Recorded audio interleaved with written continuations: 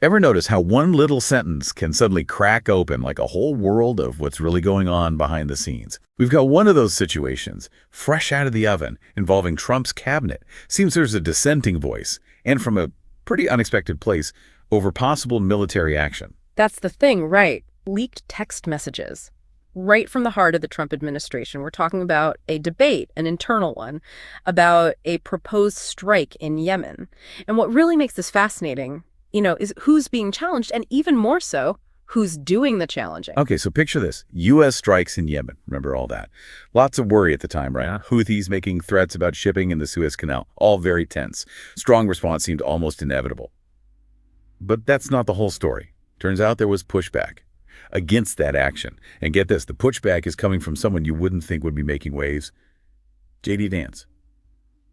J.D. Vance, of all people. Yeah, spot on. And that's what we're doing today. Deep dive. Right.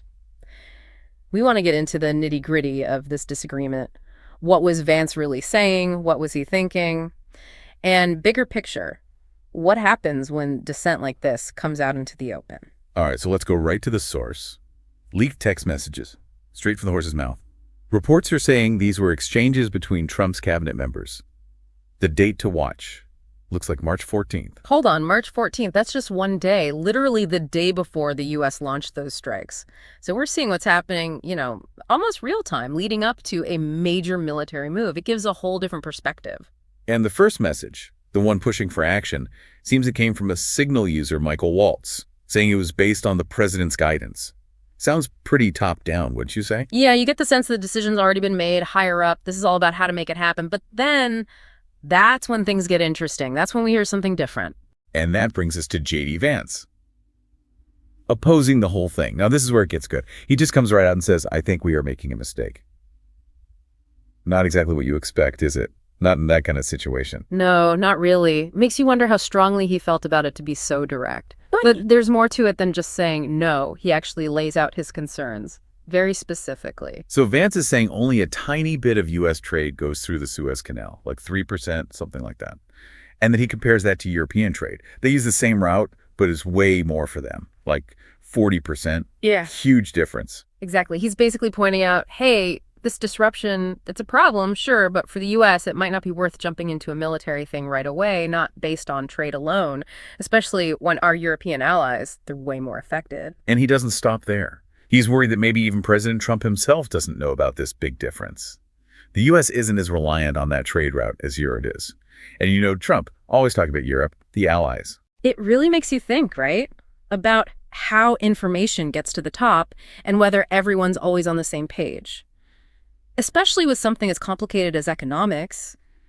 Vance might be suggesting there are gaps, misunderstandings. And he's got another worry, one that hits closer to home for everyday Americans. Military action could mean a big jump in oil prices. That's something everyone would feel. Definitely. Vance isn't just thinking about global politics. He's worried about what might happen here in America to people's wallets. And that's unusual, right? Putting the American consumer first, especially coming from that side of the political spectrum. But he doesn't just say no to everything. He's got an alternative. Wait a month, he says. Hold off on the military stuff. And he's got two reasons for that. One, get the message right. Explain to everyone why this action might be necessary. Two, see what happens with the economy. Give it time to play out. It's a more careful way of doing things, wouldn't you say? Thinking things through, getting all the pieces in place, understanding what might happen before pulling the trigger. Now, how did everyone in that group text take all this? Not so well, it seems. Pretty dismissive from what we're hearing. The report even uses some interesting terms. The crazies, the nut jobs. Names get thrown around.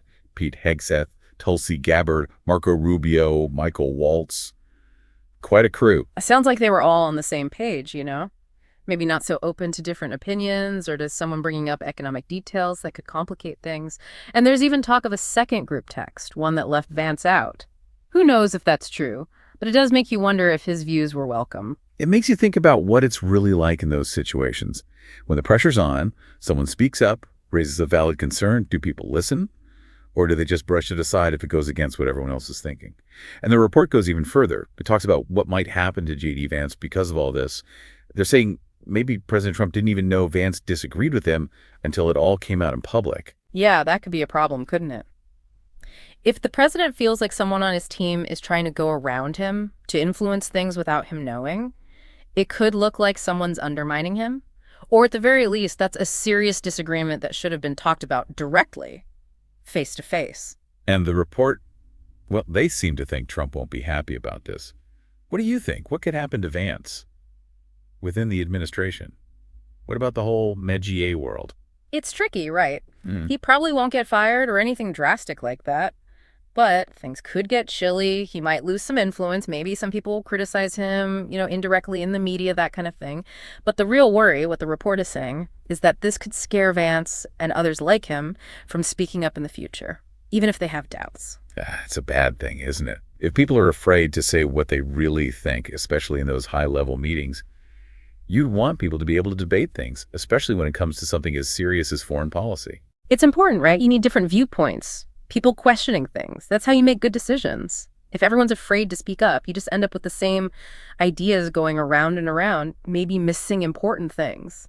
Let's take a step back for a second. Think about the bigger picture here. Vance saying no to the Houthi action, him focusing on the economics of it all. It's all part of something bigger. The whole U.S. foreign policy in the Middle East, the whole relationship with Iran, which is a big supporter of the Houthis, as we know. Oh, absolutely. Every move in that region, it has a ripple effect. It can change things in ways you don't expect. Vance, by bringing up the economy, well, that changes the whole conversation. It's like he's saying, hey, let's think about the average American, what this could cost them before we just go flexing our military muscles. It's not what you expect, right? Someone's so close to Trump, and they're worried about the impact on American walls because of a foreign policy move. Mm-hmm.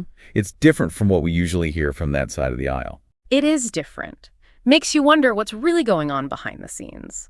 Maybe even in groups where everyone seems to be on the same page, there are different opinions, different things people care about when making big decisions. So here's what we've learned today. J.D. Vance, surprise, surprise, says no to immediate military action in Yemen. He's got numbers, data to back him up. He's worried about what it'll cost American families, but nobody seems to listen. And now it looks like he might pay a price for speaking up. That's the gist of it. And you don't see this very often, right? Someone trying to stop a military action and then everyone finding out about it. It makes you think, how much do these dissenting voices really matter? What happens to the people who dare to speak up in these high-pressure political worlds? It really gets the wheels turning, doesn't it? It shows how complicated things are at the top. How do these decisions get made? How do these debates, especially when they become public, end up shaping what happens next? Both in terms of policy, but also who stays and who goes. It's something to think about, for sure. Absolutely. It reminds us how much is at stake in these situations. The pressure to act quickly and decisively, but also the need to think things through, to avoid unintended consequences. And then there's that one voice, that dissenting voice. You never know, it might be the one that changes everything.